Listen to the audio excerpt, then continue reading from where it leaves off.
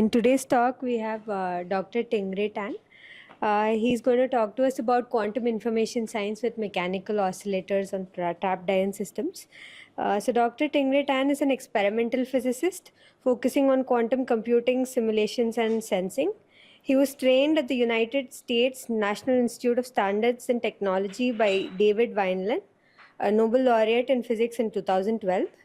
In 2016, Dr. Ting Rei's result on trapped ion quantum computing was selected as one of the top 10 breakthroughs in physics. Presently, he is at Sydney Horizon Fellow and an Australian Research Council Future Fellow in the School of Physics at the University of Sydney. Over to you. Great. All right. Thanks, Valamai, for the very kind introductions. So yes, so it's my pleasure to give this colloquium talk. So this is actually my second time to India. The first time 2 years ago, I was also coming to IIT Madras. So it's always nice to come back to catch up with colleagues here. So yeah, so it was that time, during my visit that time, I get to know Prabha. Where's Prabha? Yeah, Prabha there, and then so we started collaborations, and then the collaboration also recently extended to with Tria as well. So it's good to come to catch up, and then I look forward to many interesting discussions with students and colleagues here. Right. So the title of my talk is Quantum Information Science with Mechanical Oscillators of Trapped Ions. Okay. So I will tell about some of the recent projects we are working in Sydney. So essentially to use the mechanical vibrations, okay, of individually trapped atomic ions and to use them for error-corrected quantum computing as well as for quantum sensing, right? Okay, so a big part of our focus here is to innovate new control strategy, okay, so that we can manipulate the quantum harmonic oscillators to create highly non-classical states and then to prepare them which can offer certain advantages compared to conventional approaches. Right, so this is the team. So we call ourselves the Quantum Control Lab. So we are based in Sydney, in Australia. So the people highlighted here, Christoph Wallahu and Vasily Marsos are the key experimentalists behind the work I'll be talking about today. And then we also collaborate with a bunch of theorists, Ben Barajola and Nick Menachuggi from RMIT based in Melbourne. Also Josh Coombs, also recently moved from CU Boulder back to Australia. He's now based in the University of Melbourne. We also collaborate with Zhixin Huang at Macquarie University. So there's a university in Sydney, as well as Zenda, who is a theory student in my university, as well as Matt Stafford, based in the University of Bristol. Right. So this is the outline of my talk. So first, I'll give a quick background about bosonic quantum computing. Okay. So in this context, bosons refer to the quantum harmonic oscillators because the energy levels of these harmonic oscillators are equal, so they are bosonic systems. So this kind of approach, is potentially hardware. It's very very attractive because it will potentially provide a very hardware efficient to scale up quantum computers. Right. Then after that, I will briefly talk about some overview of trapped ions in case some people here are not very familiar with that. So and then I will go into some technical details about three projects. So the first one is a new quantum control protocols to create a large variety of non-classical states in these quantum harmonic oscillators. And then all our experiments are performed using these ion trap that we have. So although that you can see like all these bright blue color spots, those are the individual ytterbium ions. You can see a couple of them, but then all the experiments were done using a single ion. Okay. So and then we will also extend the control protocols to implement unitary gates for the GKP logical qubits. So GKP stands for the Gottesman-Kitaev-Preskill. So this is one particular bosonic code that is attract quite a lot of attention these days because there are some theory studies that says that this code has a better quantum error correction performance compared to other codes, right? So we'll use this to implement the universal gate set, which includes a single qubit gate and also the first realization of the GKP entangling gate. And then I hope that I have time, and I will talk about the last thing, which is the quantum sensing. Essentially, we are using the GKP state to do multi-parameter sensing using a single mode. where we will show that the variance of the positions, the sum of the variance of position momentums can be simultaneously suppressed below the standard quantum limit. Right, the standard quantum limit is this black dashed line here. So you might, at this point you might raise an eyebrow. So hey, that seems like violating the Heisenberg uncertainty principles. But I can assure you that that is not the case. We are actually using a loophole to do this kind of sensing protocol. Okay, all right. So so the consensus nowadays, to scale up quantum computers is to essentially we need to use quantum error corrections. Okay, so the key idea here is that we will do error correction at the physical qubit levels. Okay, to suppress the error, so that when we bunch multiple physical qubits together to build a logical qubit, the error at the logical qubit can be lower than the error at the physical qubit level. Right. So the usual approach, is to, as I mentioned, using multiple physical two-level systems, the physical qubits, to build a logical qubit. For example, here, this is, one example is this the surface code, right? So this is the conventional qubit-only approach. Most people are working on this. But this is, depending on which code and the error, right? Of the systems of the quantum device. Actually, you might require hundreds or thousands of physical qubits to encode one logical qubit, right? Although this thing in theory work, but it's a very hardware expensive. We need many physical qubits to just encode one logical qubit that you can actually use, right? So an alternative approach, is to use the bosonic encoding. So because this kind of conventional approach is essentially the multiple physical qubit is to give you the larger Hilbert space, to give you the redundancy to do the error corrections. But you can also use single physical systems, in this case quantum harmonic oscillators. So we have infinite number of energies and energy levels. So this is the larger Hilbert space, which will allow us to, which we can use to provide the redundancy to encode the logical qubit. Okay. So we so the nice thing here is we don't need to have like hundreds of thousands of physical systems. We can use just one to encode logical qubit, right? So there's a hardware efficient approach, right? For example, one example of this kind of encoding, for example, I'm showing here. So the logical plus Z state can be in the superpositions of the Fock state 0 and the Fock state 4, okay? And then the other logical state, logical qubit state, can be in the Fock state equal to 2 state, right? So this is just one particular example. Right, so this example is what people call the binomial code. So these are particular examples of the bosonic code. Right, so here I'm showing the Wigner functions. Wigner functions is essentially the phase space diagram of the oscillators. So we are plotting the y is a momentum and x-axis is the positions. Right, so it's a 2D plot of the probability distributions of the quantum states in the harmonic oscillators, right?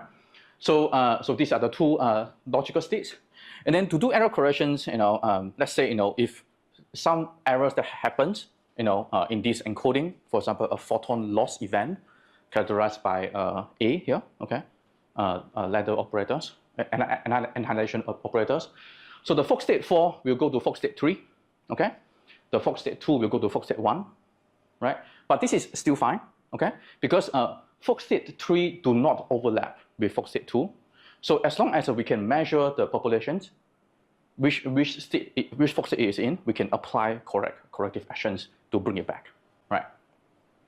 So that's the idea, right? And so now things should be really obvious that so if there is a 2 photon loss event, the Fock state 4 will go to Fock state 2. That is no good because these two states start to mix.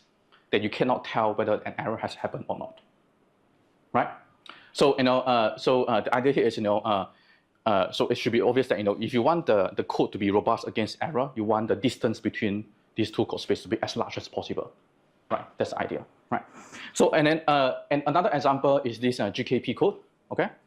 So this is the Wigner functions for the two logical qubit states, so although they look kind of similar, but I can assure you that they are not the same. So if you take a cut along X here, okay, so we will see these all these peaks arranged in the grid-like patterns. and then the logical 0 will occupy alternate grid space compared to the logical 1 states. Okay? And then, so the idea here is that, okay, if there's an error that happens, this means that the peaks will become fatter. Okay? So, and then if the error is small enough, the peaks do not spill over to the neighboring grid space, it is still fine. Okay? But if it starts to spill over, then it's actually not very good. So, and then so the idea here is that for this kind of GKP state, ideally we want these peaks to be as sharp as possible, right? So because for given error, it will not become so fat that it will spill over to the neighboring grid space. Okay? So this is how we this is the way to visualize how do we encode logical qubit in these harmonic oscillators. All right.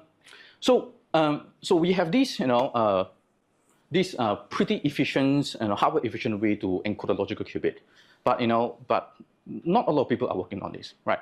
Most of the today's global effort has been working on this, using the conventional qubit only approach, using multiple physical qubit to encode a logical qubit. So why is that, right?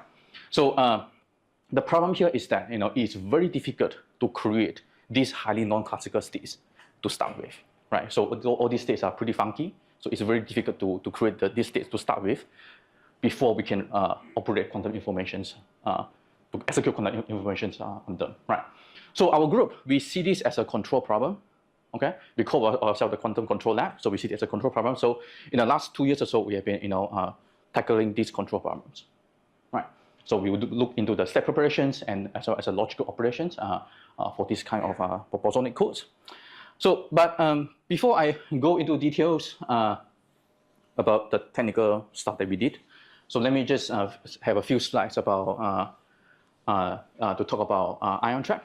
Okay. So actually, can I have a show of hand who have not heard about ion trap before? Okay. So who has a good understanding of the ion trap? Okay. Good. Right. So I would say maybe half. Okay. So I will quickly talk about this. Okay, so the ion trap, is a physical platforms. So essentially we are using a combination of alternating electric field and DC static electric field to confine the ions. Okay, so essentially we can freeze the atomic ion in space. So the idea is very, very simple actually. Because the atomic ions, they are electronically charged, right? Which means that if you apply an electric field, you can push them around. Which means that you can design carefully and cleverly electric field configurations, so that if the atomic ion go to the potential minima, so they will stay trapped inside this field. So that's called the ion trap. Okay, so so this is a schematic of the prototypical ion trap. This is what people call the Paul trap, named after Wolfgang Paul.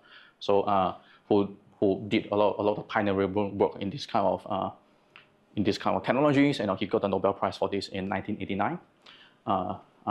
Shared with Hans and Demel, who invented the pending trap, which is a different kind of ion trap, and also shared with Norman Ramsey, who invented the Ramsey experiment. That was 1989. But anyway, so the way that it works is we will apply AC alternating electric field, usually in the radio frequency regime, about 10 megahertz to up to about 100 megahertz, to this silver color rod here. Okay, so this will provide the trapping along two directions, x and y. So there's the plane orthogonal to the silver rods. Okay, so if you go through the mathematics and all that thing, you will find that the trapping potential is a harmonic potential. Okay, and then the trapping frequency is proportional to the voltage of the AC electric field, as well as and omega is the inversely proportional to omega, which is the frequency of the RF field, and then m is the mass of the ions. Right. So the way that this thing work is actually very interesting. Also, I should also talk about that. So the AC electric field confine the ions in 2D, 2 dimensions. The last dimensions we are using a static potential, DC field. So essentially, we apply a static voltage to these two brown color thing here, and then so the ions will stay trapped. So now we finish a 3D trapping. So and then all three directions are harmonic oscillators, right? So for each ion, and then there will be 3 harmonic oscillators. Okay. Okay, I'll skip that part, right? So just to show some pretty picture here. So these are some of the nice picture from quite a while back about this kind of Paul trap. So actually, ion trap came before quantum computing, right? So it's a technology that people developed for precision atomic measurements. For example, for atomic clock, right? So this trap at the center here, is actually the trap that the first laser cooling was done. So this is done by Dave Wyland, with my PhD supervisors, about 15 years ago. That's when I started my PhD. So you can actually still see this trap. So this is actually at the museum in Nice. Laser cooling is a very important technique, in modern atomic physics, right? So you always need to cool it down, right? So, and although it's very hard to see, the rod structure here, but but the working principle is exactly the same. But it might be more apparent, to see the rod structure that I showed in the previous slide. So, for example, here you can see that these two guys are the end cap, what we call end cap, provide the DC potentials, and then we have 2 rods here, and there will be 2 other rods at the back. So they apply the RF electric field for the trappings. So and then if you can, and then so people move from that, to this kind of trap. So essentially move from the rod to a blade style trap. The idea is that when you have a sharper tip, the electric field is stronger. Okay, right, and then more fancy picture. So here is you can see that so as things goes on, the fabrication technique become better and better. People can build more complicated trap. So this is what people call a multi-zone trap. So this is a bleed, so instead of having 2 end cap to provide a DC potential, so the idea is that we will apply higher potential on these electrodes, which is separate from the middle one. So the middle one has a lower potential, lower voltage. This one has a higher voltage. Then you can finish these, DC trappings. Of course, on top there will still be the RF trapping along the X and Y, right? So to have this, the idea to have this kind of multi-zone trap, and then is that you can apply a time-varying DC potential to these electrodes here. You can then move the ions around. Okay, so and then things become crazy that with newer fabrication technique you can have like crazy number of zones here. So the idea is so you can trap a bunch of ions there, and then you can move the ions around. Okay. So this is maybe about 15 years ago, and this is also another trap. This is the trap that I used during my PhD. So this is even more fancy. So you have this is the schematic of this trap. So you can have multiple DC electrons. Either you can load the ion here, you can move the ions around to do the experiment here, and then you have an X junction here. You can essentially do a 3-point turns for the ions here. So and to rearrange the ions, in this kind of fashions. So all of this, right, is part of this quantum CCT architecture. So the idea is this is one idea to scale up a trap ion quantum computer. So the key idea here is actually divide and conquer, right? So you don't want to trap multiple ions at the same zone. You want to separate out and to have at each location you have a subset of ions where you don't have to deal with so many ions in one single zone, so you can have a clean system to do your quantum gates and all that kind of stuff. And then you can then apply this DC electric field, DC static electric field to move the ions around, right? So, right, and then things become even fancier, in the last couple of years, So this is this Quantinuum is a company, building a trap ion quantum computers. So the most powerful quantum computer is what I call the H2. So essentially, it will do when you have this linear multi-zone trap. What they do is they bend this and then connect it around, so it becomes a racetrack trap. Then you can see some video that the ions can be moved around in a circle. Very nice. So this is 2-3 years ago. They call it H2 systems, and then actually there was already a design 15 years ago, 15 years ago by Nice. There's already this prototype, racetrack, but that trap didn't really work. It was only the fabrication technique in the last couple of years and catch up that people can do this kind of thing. Right, so this is just to show some pretty picture. The trap that we have in Sydney is nothing as fancy as this, okay? Right, but I think it would be nice to show like, the ion trap technology has come a long way, really. It's pretty fancy stuff these days. But it's still not powerful enough to build a large-scale computer. There's still quite a lot of things that has to be done. So this is the trap that we have in Sydney. It's a traditional blade-style trap, nothing fancy, right? So the reason we use this kind of trap, maybe there are maybe two main reasons, maybe three. So the first is that we are focusing on doing the bosonic encoding. Okay, so we are dealing with one ion or maybe at most two ions. We don't need to have this fancy trap. So for the size aspect, we don't need the fancy trap. And secondly is that all those fancy traps, they are really designed and built to do quantum computing using the qubit only approach. Okay, so to do surface code and similar qubit only approach, it's not really suitable to do the bosonic encoding actually, because one key reason is that the coherence of the harmonic oscillators in those kind of traps is actually not very good. But then to do the bosonic encoding, we need a good trap that gives us a very good coherence in the harmonic oscillators, which means that the trap frequency, the harmonic oscillation frequency, do not really fluctuate that much, right? So actually, during COVID years, we spent about 9 months to about 12 months to really improve on this. So on the motional coherence time, we improved from about 1 or 2 milliseconds. Did quite a lot of stuff, improved that by more than a factor of 10 to about 30 to at most like 70 milliseconds. It fluctuates from day to day, but day to day it's like 30 to 50 milliseconds, right? And then also around the same time we also improve our motion, the spin coherence from 1 second to about 8 or 9 seconds. This is on the spin, but then this is not that important because the limiting factor is the coherence of the motions, right? So the heating rate is very low at 0.2 quanta per second. I believe this is actually one of the lowest heating rate trap in the world for this kind of trap. Right. So actually, if we operate this trap as a qubit approach, doing the Mormon-Sorensen gate, two qubit gate in the standard fashions, we have a single qubit gate error in the 10 to the minus 6. Two qubit gate is about 99.4%, and then the measurement error is also 10 to the minus 6 level. So it's actually pretty good. But then, in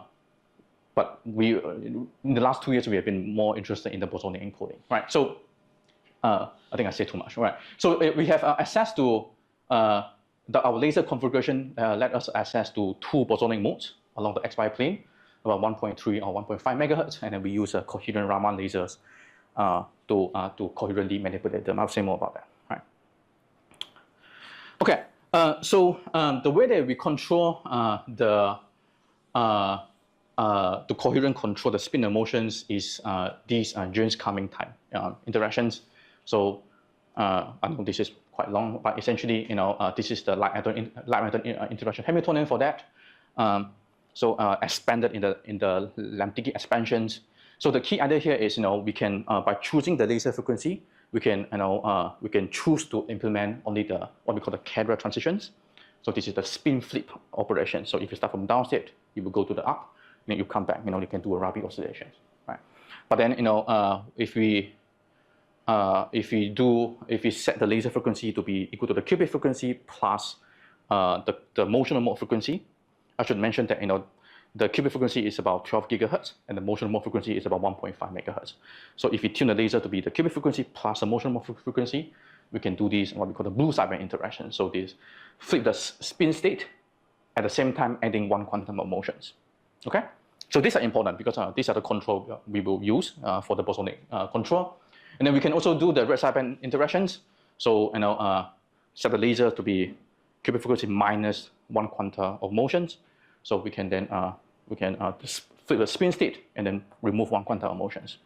So this is the picture showing that we flip the spin and then whether maintain the Fock state or add or minus the Fock state, right? So if we scan the laser across, we will see different peaks at the center, the fat peak is the carrier transitions. And then on the side, we call it the blue sideband and the red sideband. This is the reason why we call it a sideband. Okay? Anyway, all right. So with this, the first thing we could do is to prepare the harmonic oscillators into a pure state, which is the absolute ground state. So what we do is that we will do the red sideband transitions, and followed by a repumping dissipative actions. Then essentially we can step down the energy ladders in the Fock state to go to the ground state. So once you reach the ground state, there's no n equal to minus state to go to, so we will stop there, so it becomes the dark state. So with this approach, we can prepare the states into we can start from a thermal state and prepare into a pure coherent state, right? Right. So and then so with these, with all these red sideband, blue sideband, and carrier interactions, previously people can prepare quite a number of motional states. So for example, this is a Wigner reconstructions of a displaced coherent states. Okay. So this guy is the coherent ground state in the middle at the origin of the phase space. So this one is slightly displaced, and then this is Fock state. So these are experimental data. Fock state equal to 1, and then people can also create entangled mechanical oscillators in 2 mechanical oscillators, and then we can prepare the squeeze state, displaced squeeze state, and also this is the squeeze cat state, right? So cat state is two block. That is, once you create the cat state, you squeeze them, become this squeeze cat state. So all this work, right? So a lot of the work has been done on this to create a lot of non-classical states, but I would say that there is essentially pretty much of it. Okay. The key thing is that the key problem here is that someone has to sit down and manually construct a pulse sequence using a combination of carrier, red sideband, and blue sideband, manually construct a pulse sequence to create this kind of state, right? So and then so this is very difficult, right? And then so what we do here is to come up with this new control sequence to allow us to create essentially arbitrary bosonic state. We can create a large variety of different bosonic states, right? Right. So so it's known that it has known like from 20 years ago that with the carrier and the blue sideband and the red sideband interaction, that will have in the ion trap, that will give you the universal control. Okay, you can create any state that you want, but then the difficulty is that one has to sit down and manually construct the pulse sequence, right? So here, what we do here is we take a different approach, right? So since we know that these 3 interactions are universal, okay, we will get a classical computer to help us to design the pulse.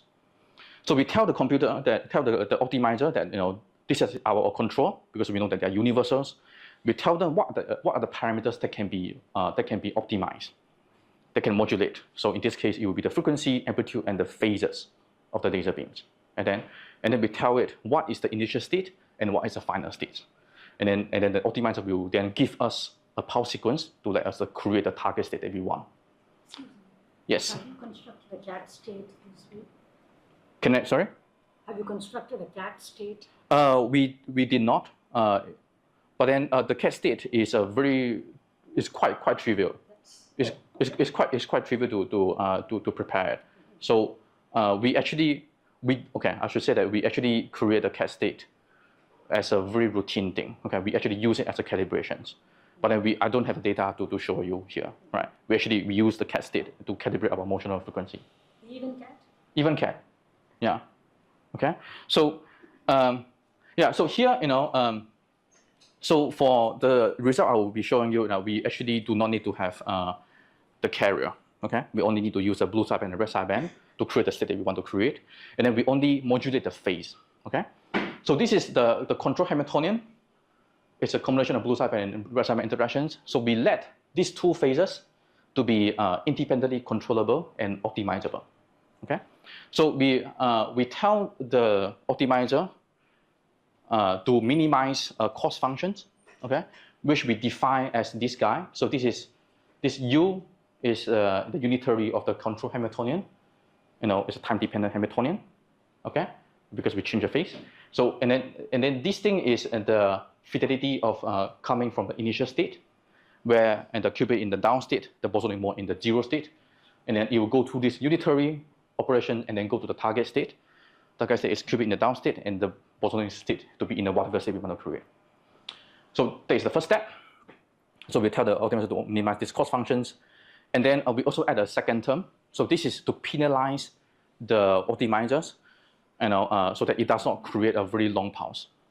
So T is the total duration of the pulse, and T max is something we can put in. So the cost function will increase if the pulse is too long. Okay, so this is penalizing the cost functions, and then the cool thing now is that we can also add another terms. Okay, we can add in the control Hamiltonian a quasi-static noise term. Okay, so so in this case it will be a dephasing error. So this corresponds in our hardware means that the motional mode frequency is drifting away from the laser frequency. Okay, so we can capture this in the Hamiltonian, and then we tell the optimizer to optimize everything at the same time. Okay, it will give us the waveform. So here, for example, so this is the time evolutions of the red sideband phase and the blue sideband phase as a function of time. So we'll start from the ground state, and there is a target state we want to go to. Okay, so and then if we do have when we do this, okay, we'll let that restart again. So initially, in the ground state, this is a classical simulations. You can see that as we go through, the state organically grow to the target state. Okay, which I think is pretty cool.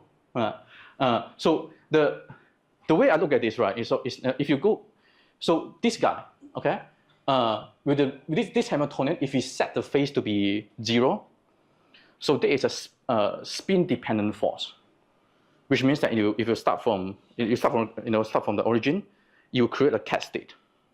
Okay, so this is actually what we saw at near to time 0. You can see that initially it's at the center, and then it starts to go into this cat. But when we start to modulate the phase, these things start to swirl around. And we know that when you create a cat, okay, you have two blobs on the side, but then at the middle you have this red blue interference. So the way I look at this is this swirling around, right, is essentially let the positive and negative Wigner function to interfere with each other to construct the targets that we want. That's how I picture it, right? Right. Okay, so that's the protocol. Then we need a way to measure that. The way that we do this is we use this spin-dependent force to map the state in the boson to the qubit. It's essentially a spin-dependent displacement. And then in this case, we can construct the characteristic functions, which is essentially the Fourier transform of the Wigner functions. It contains the same amount of information in the Wigner functions. So with this, we put it into a convex optimizations, and then it will tell us a density matrix. Once we know the density matrix, we know everything about the states. Okay, so that's the measurements. So with this, in the first test case, we create this single mode squeeze state. Okay, just by doing the phase modulation of the red sideband and the blue sideband. Usually in ion trap, to create this kind of state, we usually need a parametric drive. Usually at the second red sideband, second order red sideband, and second order blue sideband.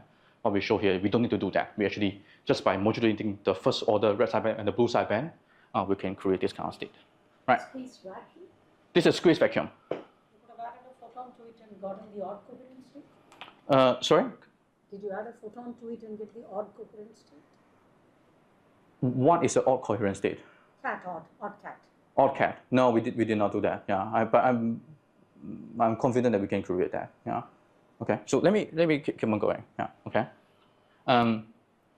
So with this protocol, and then we can create this superposition Fock state. So this is the logical 0 state for the distant 2 binomial code. Okay. So this is experimental data. This is the ideal case. And then we can also create the distant 3 binomial code, right? So the distant 3 now, so it's superpositions of, in this case, is Fock state 0 and Fock state 6, okay, with imbalanced amplitude. And then, so there is the logical 0, and then the logical 1 is superposition between Fock state 3 and Fock state 9, okay? So, so this is actually the first realization of a distant 3 binomial code. Yes? So how fast So we about 1 millisecond. More 1 millisecond. About 1 milliseconds for the waveform, right? But this is limited by the laser power. Our laser power is not very strong. Okay, yeah. So I think with the with what other people have, you can easily increase the Rabi rate by a factor of 10 or 20 easily. Yeah. And we also find that for different state, the duration does not increase that much. Yeah. Okay. Next, we look at the error robustness of this protocol, right? So this y-axis is the error, as a function of, you can think of this as the detuning error. So the laser is not right on top of the motional mode frequency, slightly detuned. So the black color is when we do not add the error robustness into the waveform design, and then the blue one is when we add the robustness into it, right? So the blue curve is more robust. But the nice thing here is that if you look at the evolutions of these two things, this is the same waveform. So this is the motion mode frequency red detuned from the laser. The other side is the motion mode frequency blue detuned. But under the same waveform, you can see that they will go through different evolution paths, okay, because of this error. But they will always get to the final state at the same time, which is somewhere here. Okay. Right.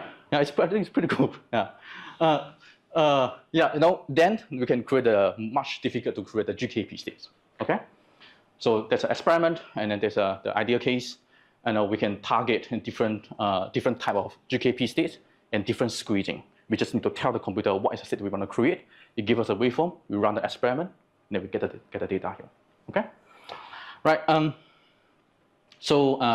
And then I don't have too much time to talk about this. We also extract, from density metric, we can extract what we call the logical fidelity, how much quantum information and how good the information is contained inside these states. So we can, the highest we can is about 94%, which I believe is the record. About maybe 1 year ago, but I haven't checked yet. Maybe it's still the record right now. So this is measured using the SSSD method. Is what we call the stabilizer subsystem decomposition method. Okay, so essentially it's a decoding method, a much more efficient compared to the conventional approach. Conventional approach means that we have to do a 2D scan, which collect a lot of data, right? So in this protocol, we only have to measure a few points on the Richter space to extract those informations. I think this will be very important actually going forward, because to be able to efficiently decode the informations so that you have enough time to sufficient time to know what's going on, whether an error has happened, then you can do the error corrections, right? All right, so these are the waveform, to create that for the squeeze vacuum binomial state and then GKP, okay, different state, but essentially we don't know what's going on, okay? So although we know that with the control we have is universal, but we don't understand why the optimizer choose this waveform the way that it does. Okay, so I think this remains an open question. So in the last year or so, we have been talking to theorists trying to decode this, but so far we have failed actually. I think this is a very interesting open question. So if anyone know about how do we attack this problem, essentially try to get some insight why the optimizer use this kind of waveform. It might help us understand what's going on in the physics, and then it will help us design better protocol in the future. All right. Yes. Solution unique? No, solution is not unique. Solution is not unique. So if you run the protocol again, sometimes it will give us a different waveform. Yeah.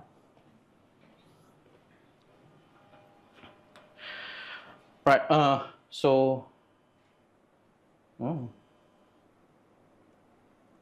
I think I will skip this slide here. I'll also skip that. So that was the first step, so to prepare a bunch of different bosonic code word. The next thing to do is to do logic gates operations, okay? So this is the work mostly done by my PhD students, Vasily and postdoc Christoph, and the work is on arXiv. So we focus on the GKP states, okay? So now we have the qubit inside these GKP states. we want to start to do, single qubit operations, and then also 2 qubit operations, right? So what are these things looks like, right? So for the GKP, right, the poly operation actually correspond to, those are the X, Y, and Z poly operations. They actually just correspond to the displacement in the Wigner space, okay? This is the X gate, Z gate, and the Y gate.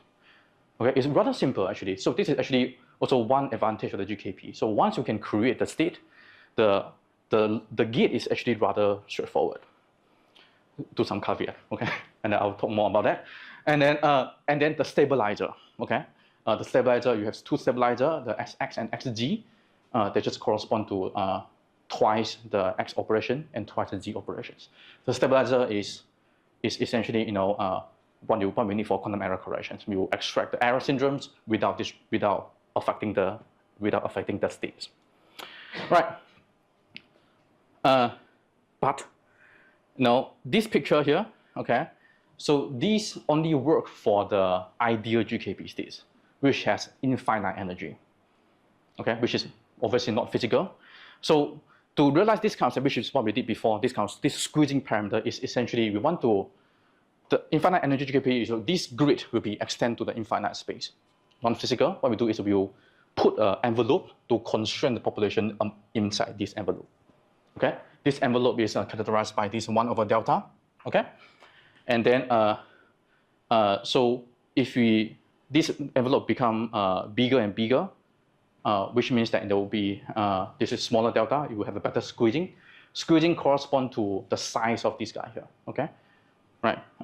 So if you have a higher energy, then the center peak will be smaller. Right. So this is how we make it physical. Right.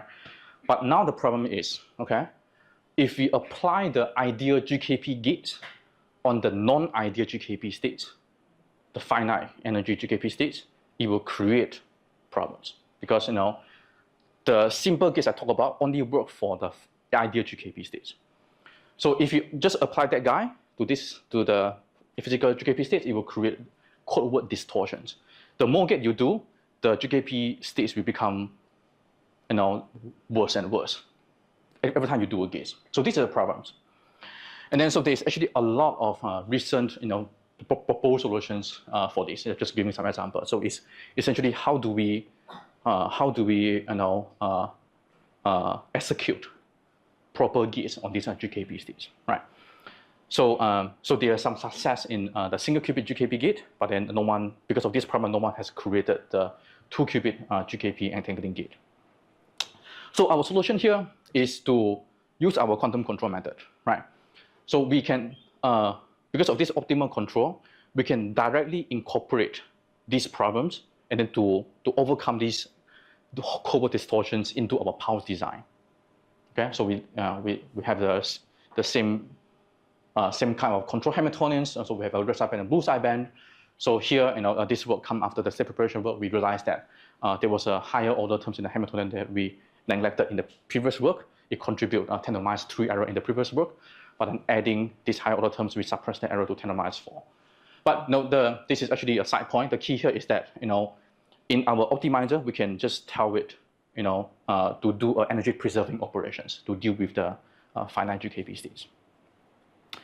Right, I'll go quickly now, and then because the key here is that we are still using essentially the same control technique, so we can create the single qubit GKP gates, X, Z, and the T gate shown here, and then we can also create the 2 qubit control Z gate on 2 GKP logical qubits. Right. And then we run a process tomography. Yeah, Prabha? So now you're just making the target state to be the one for which to prepare activity. That's right. Then you have that constraint for the energy. That's right, yeah. Is that another penalty term in your... No, because essentially we know what is the target state we want to go to without the codeword distortions, right? So we know exactly what that state would be. So we just tell the optimizer to give us the waveform to do that. Essentially, it correct for the distortions inside the pulse. But of course, you don't want to just optimize on one state, right? You want to optimize. That's right. On all Yeah, we optimize for all states. That's right. That's right. Yeah. So this is a unitary operations. Right. Yeah. So yeah. Yeah. For the control Z gate, you're now using 2 modes and Yes. sidebands, so you have more control parameters, 4 control parameters. That's right. Yeah. So we, I don't have maybe on my extra slide. Yes, we are still using a single ion, and then we have 2 orthogonal modes. So they are orthogonal. So we prepare GKP states in each one first, and then we do this control Z. So we have a red sideband and blue sideband on one mode, red sideband and blue sideband on the other mode. So 4 parameters, 4 phase parameters. Yeah. But this lambda is small, right? It's primary. Lambda is 0.08. Yeah.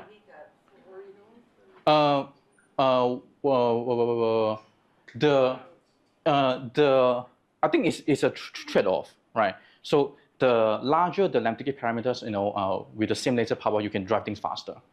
But with the lambda parameters, which means that you need to take into account the higher order terms more, which is what we are doing here, right?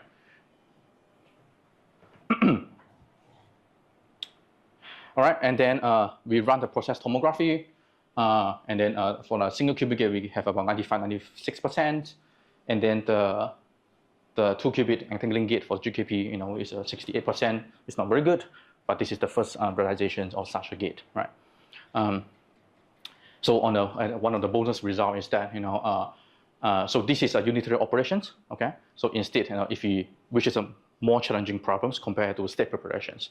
So if you just do the state preparations, starting from a vacuum, we can have this pulse sequence, then we can directly create the GKP Bell state. And then in this case, we can have about 84%, right? So this is actually quite nice. So essentially, we have 2 logical codewords inside a single physical system. It's pretty hardware efficient. The fidelity is not that high yet, but we know things that we can improve on this. The dominant source of error is dephasing.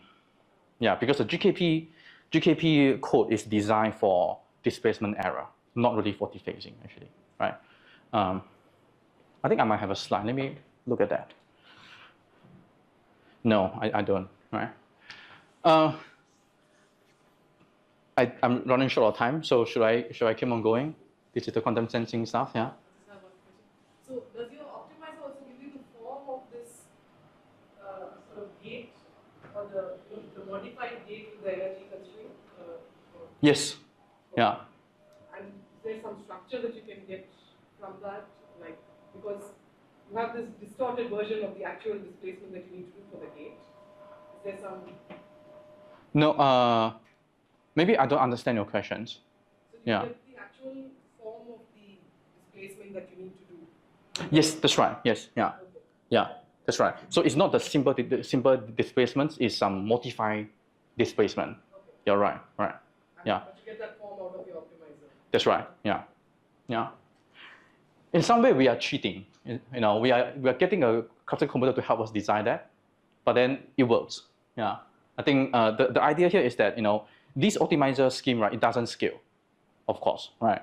If you go to like 4 or 5 modes, it's hitting the limit of classical computers. But the hope is that with the fundamental building blocks, single qubit gates and 2-qubit gates, we might be able to construct complicated circuit. Essentially, it's a divide and conquer. Yeah. Okay. But I think the key here is that my hope is that once we can crack why the optimizer gives us these particular waveform constructions, we might be able to get some physical insight. They will then help us go back to design better pulses in the analytical fashions. I think that is my hope. Yeah.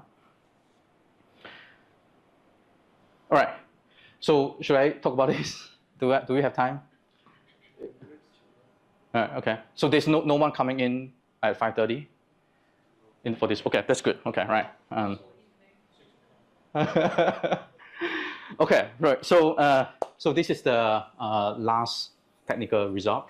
So this is about quantum sensing. Okay, multi-parameter quantum sensing. Okay. So and then the subtitle is new kind of squeezing. Okay, where we can squeeze the X and the P. Okay, so it's not physically correct, but then it's a very simple, nice way to relay the message here. Okay. So this is actually a very rich topic, and Barbara will know this because a lot of this work is based on a proposal by Barbara. I don't know how many years, 7, 8 years ago, something like that. Yeah, yeah. Yeah. It's a very rich thing, okay? A new concept and some newer element.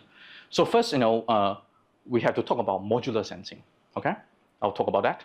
And then we will construct a modular observables to replace the natural observables so that it will allow us to sense position, small changes in position and momentums precisely, and then we can reduce uncertainty of position and momentums at the same time. Okay, there's a caveat here. Okay, there's a catch here. I'll talk more about that. And then, so position momentum is the very commonly known, incompatible observables governed by the Heisenberg-Uncertainty principles. But there's also other pairs of observables that satisfy the Heisenberg-Uncertainty principles. So we also demonstrate the multi-parameter sensing of a number and phase. Right. So we did this work. Actually, I'm very proud of this work. In the sense that we did an experiment. We also collaborate with a lot of theorists, very talented theorists, to bring all these things together. So Christoph is the key experimentalist running the experiment. We have a theorist on GKP, Nick Manichucci, and then Ben Barajola is an expert in GKP and number and phase. And then we also get help from Matt Stafford and Zixin on quantum fission informations. And Josh is the expert in the number and phase state. Right. Right. So the key here is that the objective here is that we want to measure a displacement. Right. Originally, we start with the coherent states. So and then there's a force coming in, to displace this guy. Okay.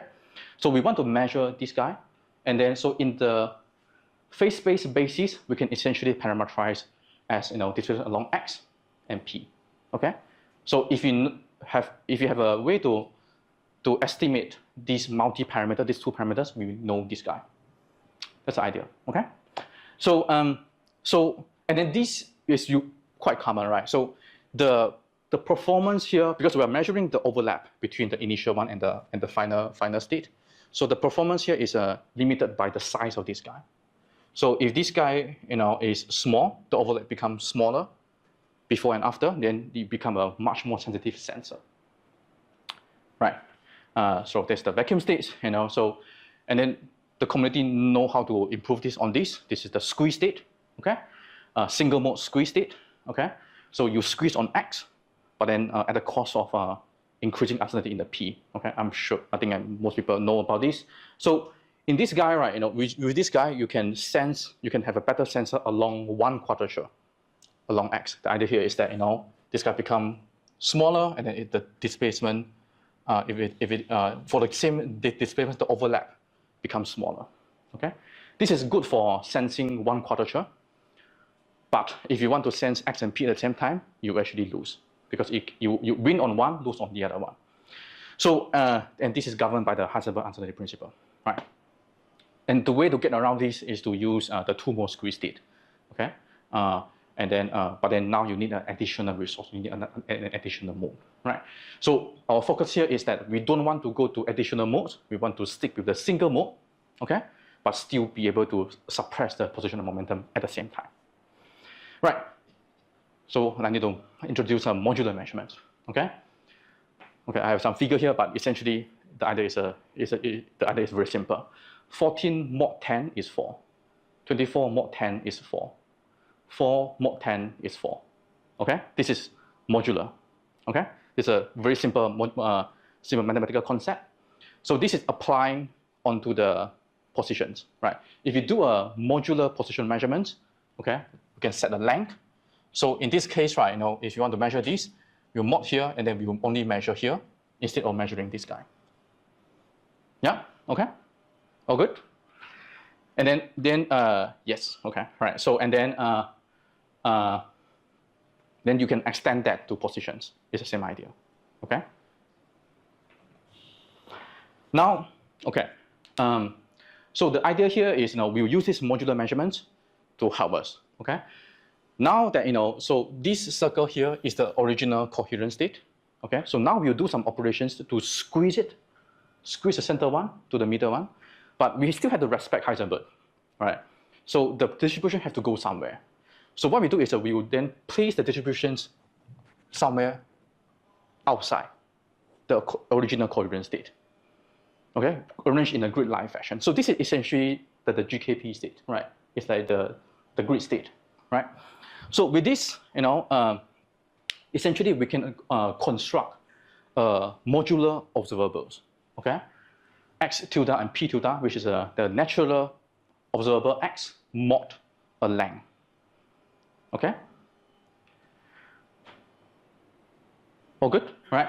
So, and then the nice thing here is that if we set the modular length in log X and P to be this particular value, square root 2 pi, and then we'll satisfy that the modular observables, the newly constructed modular observables, will give you this commutator relationship, X and P equal to 0, which means that the Heisler-Ansel principle become that. Instead of X and P larger or equal to h bar divided by 2, the modular X and P will be larger or equal to 0. This is the key idea. So now we can actually squeeze X and P by using this kind of modular observables, give us by this kind of grid-like fashion. So this is why that I'm a very intuitive guy. I like to look at things in a simple fashion. So I see this as another way of squeezing. Is it just 1 being 0 mod 1? Is that what is happening? Sorry? 1 being 0 mod 1. Yes, that's right. Right? Yeah.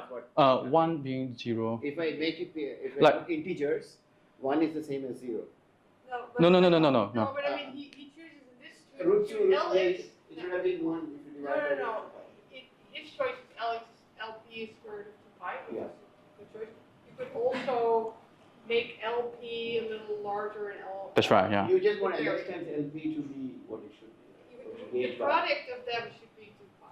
That's right, yeah. That is. That's right. And that is because it's, okay. Yeah. It's in the exponent, and then if you get something in the exponent which is 2 pi, it's a phase as well. That's because. Yeah. So maybe You're saying the same thing. yeah, I know. Maybe you remind me. I should say that So the catch now is that we can only measure displacement within this grid space, because if this guy moved to here, the modular 14, you cannot tell modular of 14 and 4. They will always give you 4, right? So so this is the catch. This is the loophole, I would say. Okay. So this thing only works, if the signal we want to sense is small, which is anyway the case, because we always, for quantum sensing, we always need to measure a very small signal to begin with. Okay? All good? Yeah. So this is, one way I look at this is, simple analog, in the classical optics. Okay? So, if one want to measure a laser beam, the displacement of a laser beam, you can, it's a Gaussian width, right? So the resolution is a fat beam Gaussian width. It's not very well resolved. So classical optic people, they just shine into a 2D grating, and then you'll give you this pattern. So you have a higher resolutions. Initially, it can be fat beam, and then it will give you some higher resolution. You can actually measure the displacement of the laser beam much more accurately. But this is in the classical optics, right? So it has to satisfy the standard quantum limit. And actually, it's not even there, right? So, but our case is really working in the quantum regime. Right here, so there was the concept. Okay, so now we need to get a little bit more mathematical, right? So, so in the measurement protocol, we will have to have an operator observables or measurement operators, to abstract that.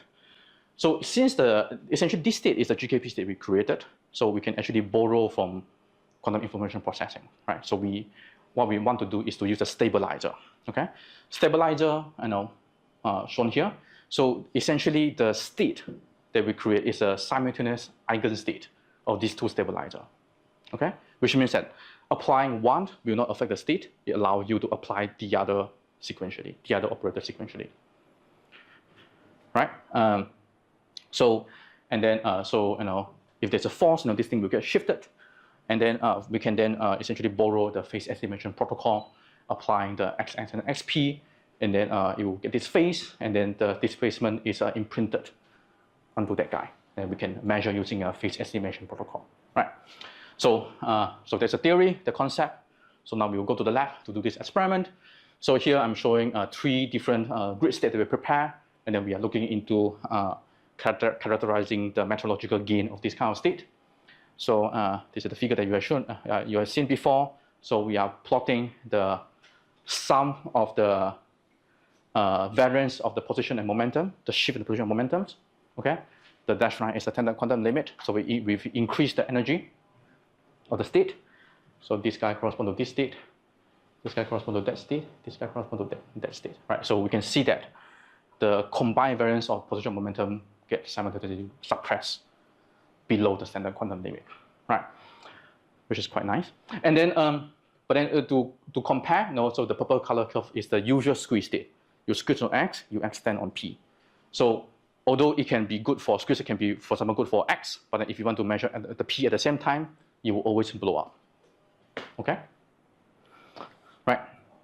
So here, the best result we have, I think, is this guy here. We have about 5 dB improvements compared to the standard quantum limit. And so that experiment was to characterize the gain. So and then this second experiment to actually do a phase estimation protocol. So this is the circuit you would run if you want to use this protocol to sense stuff, send the force.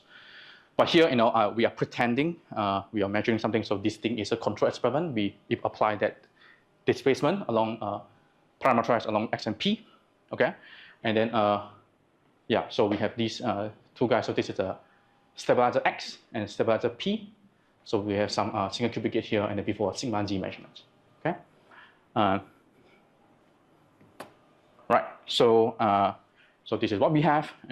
So the combined variance plotted as a function of the number of repetitions.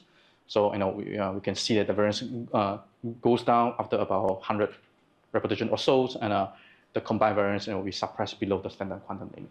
There's a number of repetitions. Is NS? No. It's the NS equal to 1. Okay, so it's just that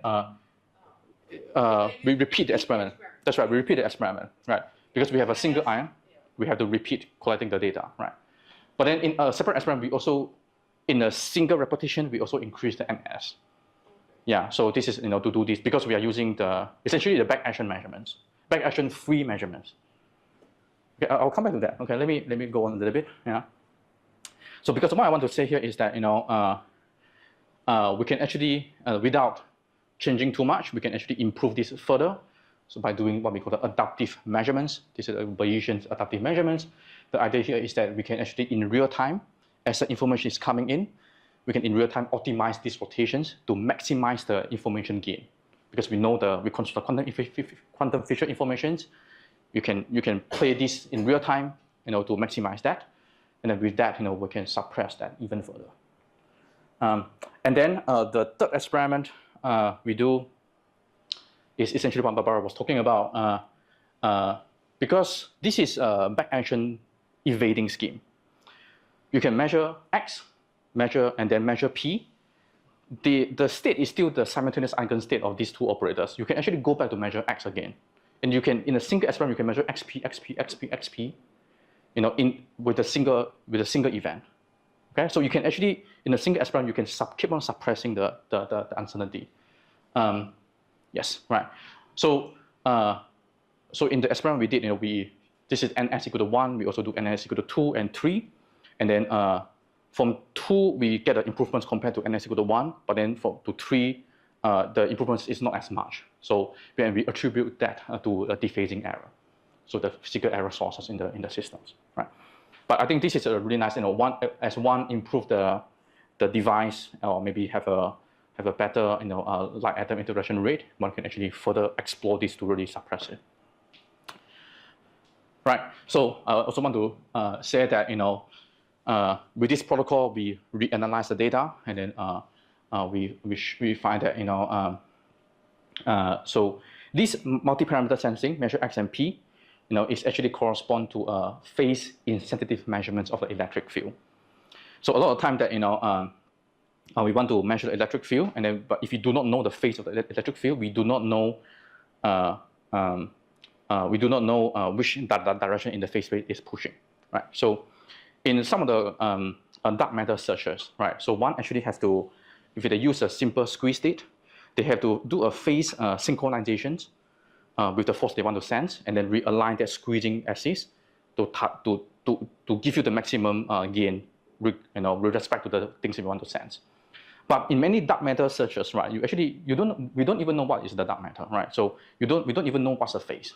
So it will be much better to have a scheme that is directly give you a phase intensity measurements without doing the pre-phase synchronizations. So this multi-parameter scheme actually would be good for that. So if we analyze this data, right, we can calculate that we have a 14 Newton sensitivity of 14 Newton per root hertz.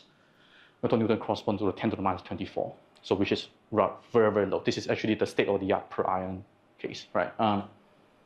Yes, okay. Right, I'll quickly look at this, talk about this also. So the idea of these, modular observables is not restricted to only the position of momentum. We can also do the same thing for other pairs of incompatible observables. So we do a simple extensions to look at this number and phase.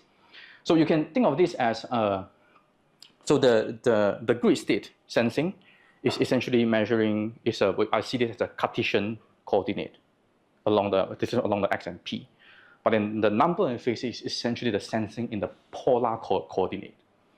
Okay? So we need to construct a different state. This is called the number phase state. So it actually looks kind of similar, in some case, in some aspect, very similar to the GKP. GKP, we have these peak-like structures in the phase space. The number of phase state, we have this peak in the Fock representations. So we have this particular amplitude for Fock state equal to 2, different amplitude for Fock state equal to 6, right? And then there's also this envelope around it. And then for the measurement protocol, we also need to construct corresponding measurement operators, right? So this is the number operators and the ladder operators. Okay, I don't want to go into too much detail on that. So so this is the ideal number phase state in the theory curve, and then this is what we reconstructed in the lab. So we prepare that and we measure that, and then we also do the similar experiment. We characterize the methodological gain with an increasing energy of the number and phase state, and then we can see that. We can also pretty nice observe that it also suppressed below the standard quantum limits for the two parameters, right? And then I should note that this is actually the first realizations of the manipulation of the number and phase states. So that's quite nice. All right, so I'm coming to conclude here. Okay, so this is my last slide. So essentially, I think the key here is that is that we now have this new control scheme assisted by a numerical tool. Okay, to prepare and manipulate the bosonic states of the trap ions. And then, so the key idea here is that we are using the spin to provide the non-linearity and also the immediate bosonic entanglements of two bosonic states. So this scheme is flexible, coherent, deterministic, and then we can also add error robustness into the protocol. Essentially, it removes the need for manual pulse constructions. So with this scheme, we can prepare a large variety of bosonic states. And then we can also implement a universal get set for GKP, and as well as creating the Bell state. And then we can also use them for sensing, right? So, right, with that, I should stop here. I'm running over time. Yes, thank you for your attention.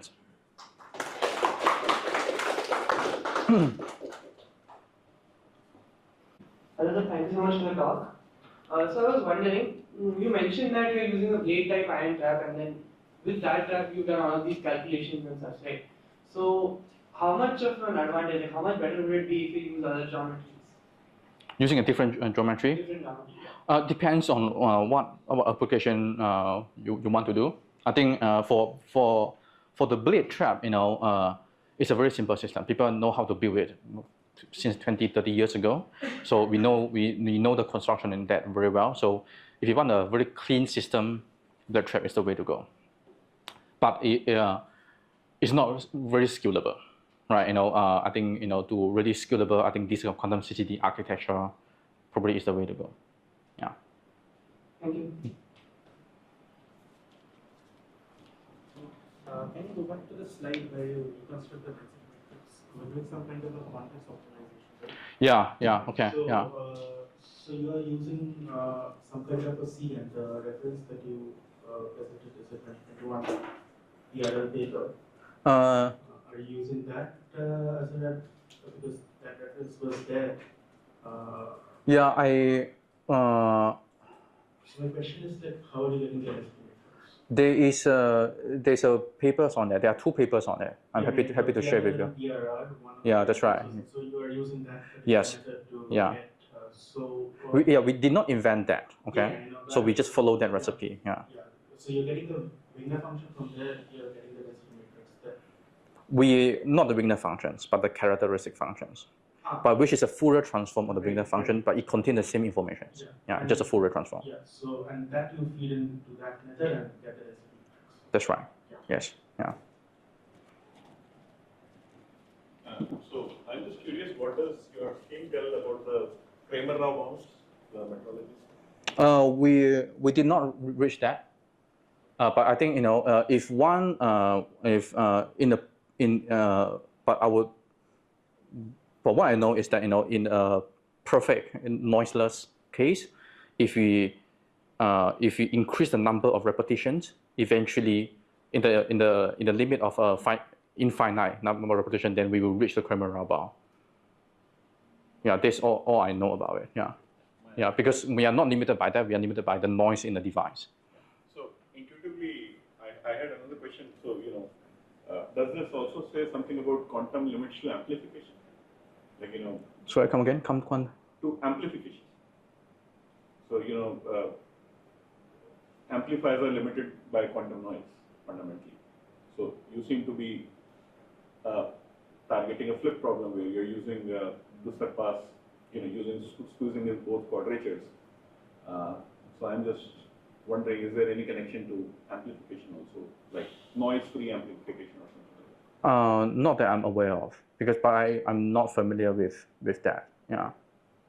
Yeah, but I think Jonathan Holm has said, I have heard him say that this is a nice way, making a GKP is a nice way of just squeezing. So squeezing is amplifying, right? So I don't know, but Yes, I would say that creating the GKP is a squeezing, which is amplifying, but I think it's a different thing that you are talking about. You're not talking about. Well, maybe it's a quantum noise. Yeah. Okay. Yeah, so when you amplify a signal, inherently it's limited by quantum noise. It seems like you are reducing noise in both quadratures. So maybe. Yeah, and the key message here is that we are getting around the Heisenberg uncertainty principles. Yes. With the condition that we can only send a very small signal. Yes. Right. Then in that case, then we can reduce the quantum. That we can reduce the noise. For two quadrature at the same time. I mean, I was wondering whether you can get around some noise in amplification. Okay. Yeah. I'm not familiar. Yeah. good question. Yeah. I think it's a good question. Yeah. I haven't think about that.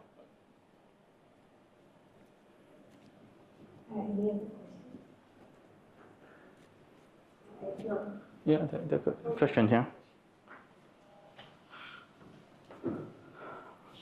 So going back to state preparation, so how long does it take to generate a single Fourier form? When we started that project, it was about 1 hour. Yeah, because 1 or 2 hours, for the complicated state, like high energy GKP states. Yes, it depends on how many, because a higher energy, which means that we need to include more Fock state in the classical simulations. But these days, I think we have a way to get more efficient. I think it was done in minutes. Yes. Yeah.